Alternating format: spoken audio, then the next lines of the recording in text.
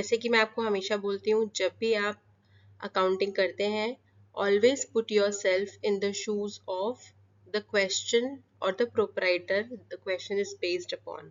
ठीक है, तो यहाँ पे आप ये मानिए कि आपने अपने बिजनेस से गुड्स विदड्रॉ करे अपने पर्सनल यूज के लिए।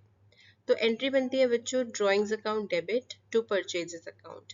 अब हमने परचेजेस को क्रेडिट क्यों किया?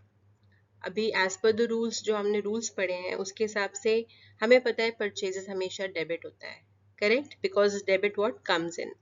लेकिन बच्चों यहाँ पे परचेजेस हमने इसलिए क्रेडिट किया क्योंकि पहली बात, हम गुड्स बेच नहीं रहे हैं। ठीक है, हमने गुड्स विड्रॉ करे हैं पर्सनल यूज के लिए, गुड्स को बेचा नहीं है। अगर गुड्स को बेचा नहीं है तो हमें पैसे नहीं मिले हैं, करेक्ट। लेकिन हमने अपने गुड्स को विड्रॉ किया है पर्सनल यूज के लिए, यानी कि हमारे गुड्स तो कम हो रहे हैं ना बिजनेस से, तो क्या हो रहा है, गुड्स कम हो रहे हैं लेकिन पैसे नहीं आ रहे, रिटर्न में कुछ नहीं आ रहा। तो हमने क्या किया बच्चों, परचेजेस को कम किया, क्योंकि हमारे बिजनेस से गुड्स गए, 5,000 के गुड्स गए, तो हमने परचेजेस को कम करना है। तो परचेजेस को कम करने के लिए बच्चों हम क्या करेंगे, परचेजेस को क्रेडिट करेंगे। समझ आया?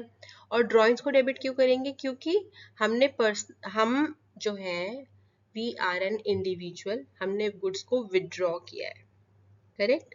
सो आप एक तरीके से समझ लीजिए, डेबिट द रिसीवर, ड्रॉइंग्स आपने विदड्रॉ किया तो आपका अकाउंट डेबिट हुआ, यानी ड्रॉइंग्स अकाउंट डेबिट हुआ।